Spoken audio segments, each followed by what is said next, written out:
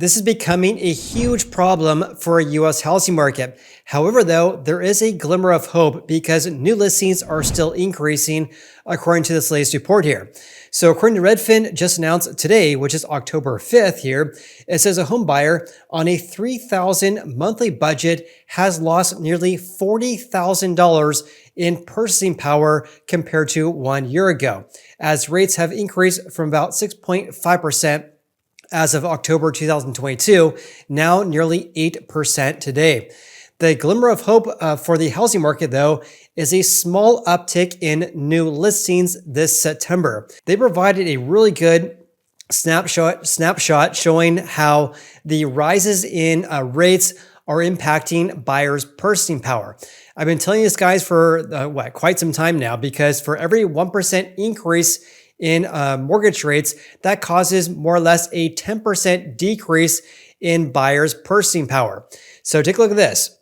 Mortgage rates hit their highest levels in more than 20 years this week, pushing home buyers' monthly housing payments to all-time record highs. So yet again, we have all-time record highs for average monthly housing payments. In other words, all-time record lows for housing affordability. A buyer on a $3,000 monthly budget, for instance, can afford a $419,000 home with a 7.7% rate. That was roughly the daily rate as of October 4th, and actually really close to today's rates as well. That same buyer has lost $38,000 in purchasing power because rates increased from 6.6% to 7.7%. So for example, for someone with a $3,000 per month budget, 1 year ago when rates were at 6.6%, they could afford a $457,000 home, whereas today at 7.7%, they only can afford a $419,000 home. So that is very close to a 10% decrease in buyers' purchasing power because rates increased by 1.1 percentage points over the past 1 year here. They also talk about how the same buyer with a $3,000 budget could have purchased a $595,000 home when rates were at 3.5%. Quite a bit different compared to the $419,000 we're seeing today here. And of course, when rates were at 3.5%, that was more or less the beginning of 2022, when of course prices were much lower today overall as well. Also, take a look at this chart right here, because this is a really good snapshot showing, a really good snapshot showing how your average monthly housing payment or your budget changes compared to the interest rate. So they actually looked at what was the home price you could afford for different monthly housing payments based on the rate. This assumes putting 20% down, also getting a 30-year fixed rate mortgage, and also your property tax at a rate of 1.25% of your purchase price. That's roughly the average rate in California, by the way. And also a 0.5% rate for homeowners insurance. That is much higher compared to what I'm paying, but maybe on a national level, that is the average here. And also assuming putting or no HOA dues. So that same example, $3,000 monthly payment at 3.5%, which is right there, you could afford a $594,000 home. Look at when rates increase to 4.5% though.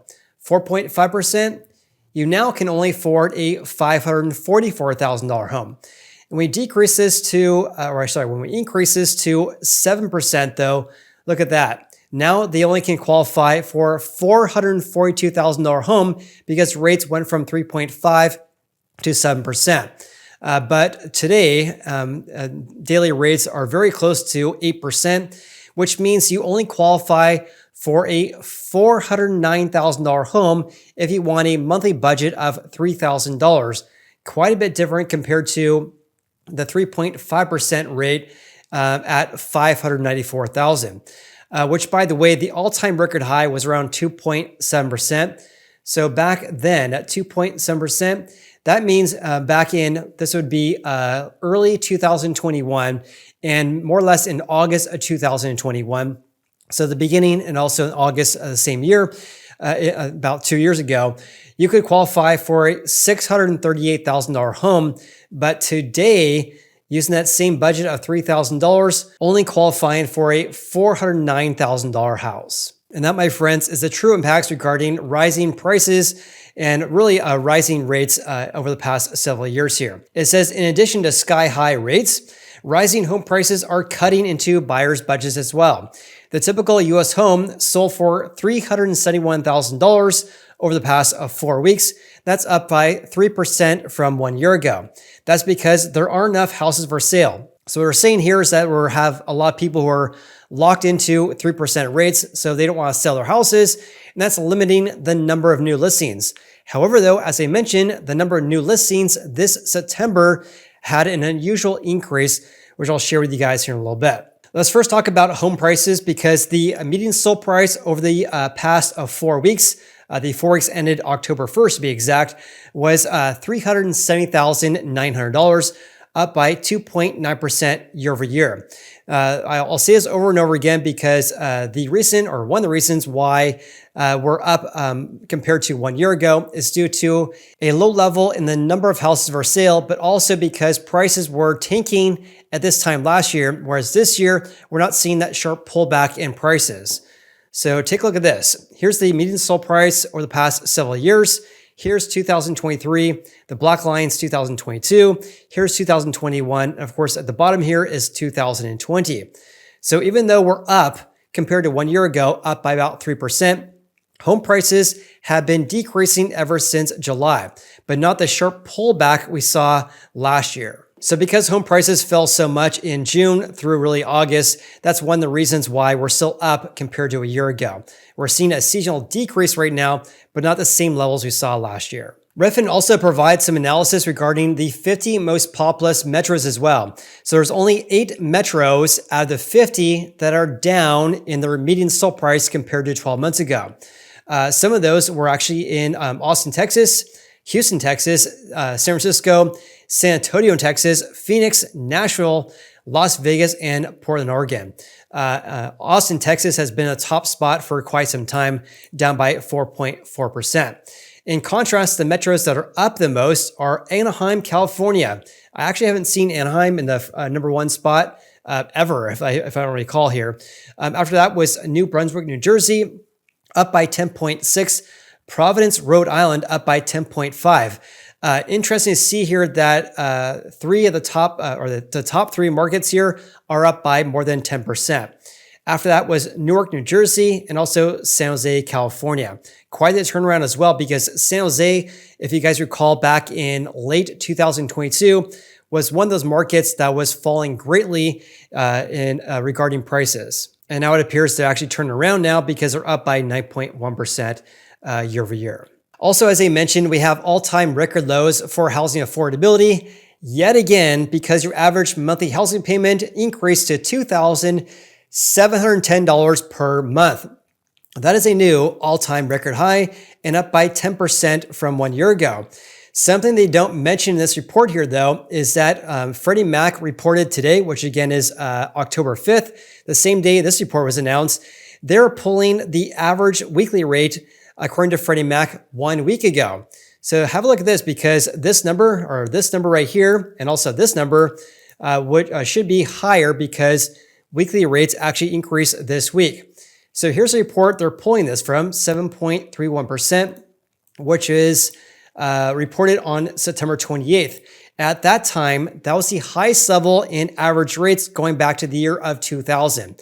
So nearly a 23-year high when rates were at 7.31%. However, though, announced today, October 5th, your average mortgage rate increased to 7.49% from 7.3%. And that, my friends, is the highest levels in about 23 years. So here's a look at rates according to Freddie Mac, which is right here on our good Uncle Fred's website here. 7.49%, the previous high, or I should say the previous high since 2000 or late 2000 was the previous week at 7.31%.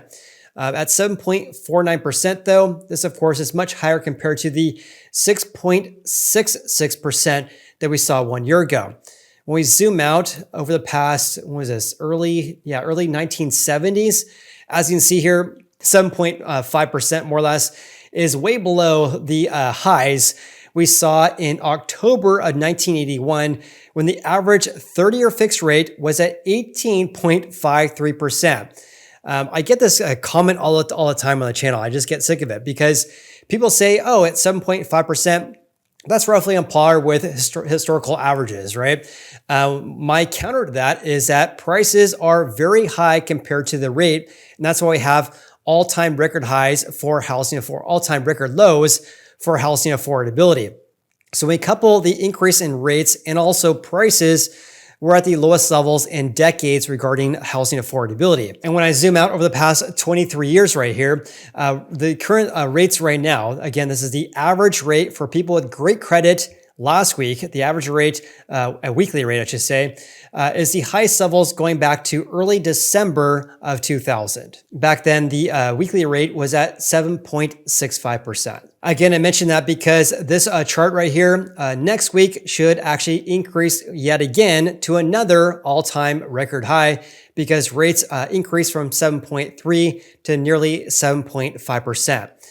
Also, the average monthly housing payment at $2,710 per month is much higher compared to previous years as well. So for example, back in 2020, you're looking at an average payment to buy a median price home back then, about $1,500. Now it's over $2,700 per month. Okay, let's change gears slightly here and talk about pending home sales, a measure of contracts being signed between buyers and sellers of existing houses and also new listings, and also the number of houses for sale or active listings. So pending home sales decreased by 12.5% year over year, whereas new listings only decreased by 3.4%.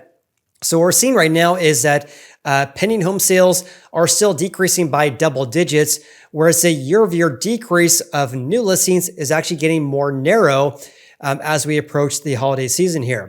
In fact, this is the smallest decrease on a year-over-year basis since July of 2022, in part because new listings were falling much faster at this time last year. And also, active listings are still down by double digits, down by 14% here. So let's first have a look at the number of pending home sales over the past 4 weeks here, down by 12.5% year over year. We are seeing a seasonal decrease in the number of contracts being signed right now. But every single week this year, we've been seeing double-digit decreases compared to last year. Having said that, though, at 12.5% compared to the same time frame last year, this is not nearly as bad as the 29.5% decline we saw at the start of the year. In regards to the number of new listings, is actually going in the opposite direction here. So pending home sales are still decreasing, whereas right now, over the past 4 weeks, new listings are increasing, albeit at a small increase, but highly unusual because during this time of year, we tend to see a decrease in the number of people listing their houses for sale and not an increase. And let me just actually exclude 2021 so we can compare this year to last year.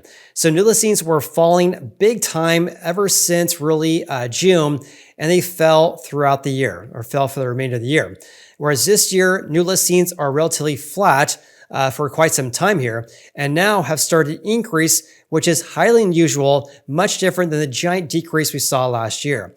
And this is one of the reasons why new listings are only down by 3.4% year over year, whereas just about 2 months ago, they were down by 17.1%. And 1 month prior to that, a huge decline of 25% year over year. Now, here's something that's also highly unusual as well for this time of the year. We tend to see a decrease of new listings, but also active listings tend to peak around the late summer months, whereas right now, active listings are still increasing, even though they're down by about 14% year over year.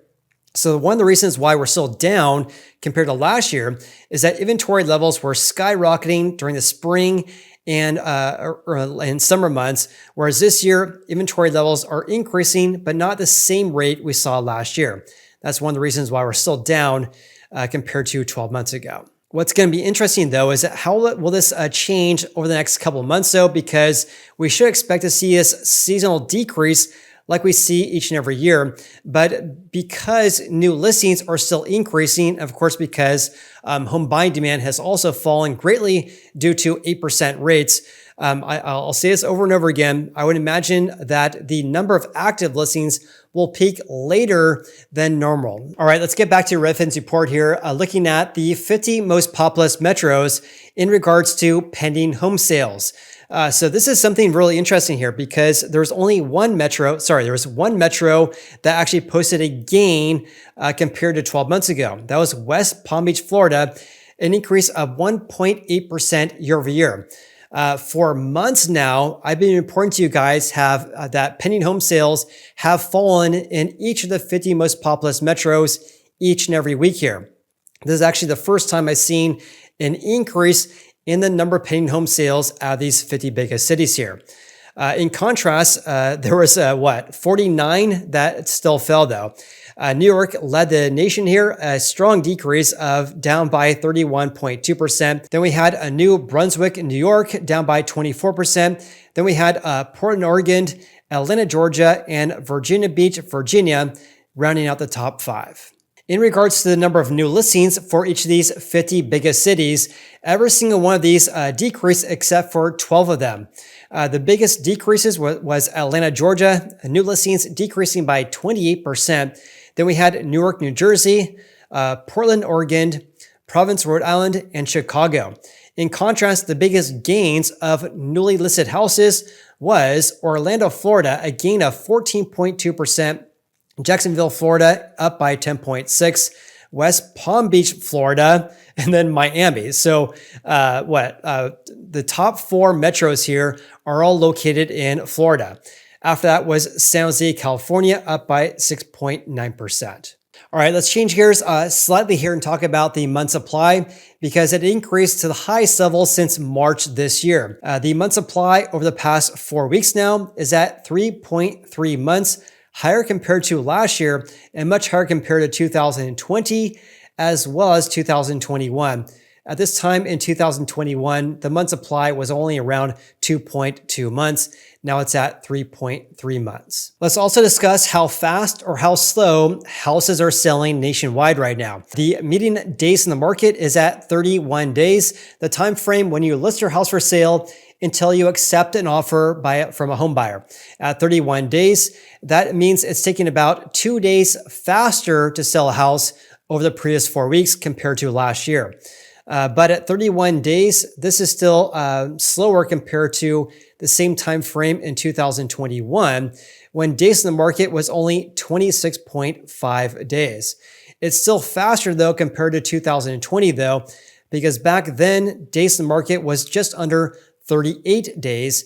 Now it's at 31 days. In regards to the average sale price to final list price ratio, that ratio right now is at 99%, which means on average, houses that sold for 1% below the seller's final list price. This is roughly on par with 2020 as well as 2022, but much lower than 2021, when at this time, the average sale price to list price ratio was about 101%, meaning houses on average were selling for about 1% over the seller's list price. Now they're selling for about 1% below list price. With that said, please comment below their biggest takeaways from today's video. Also, check out that link below if you guys want a real estate agent referral, or go to realestateteamfinder.com.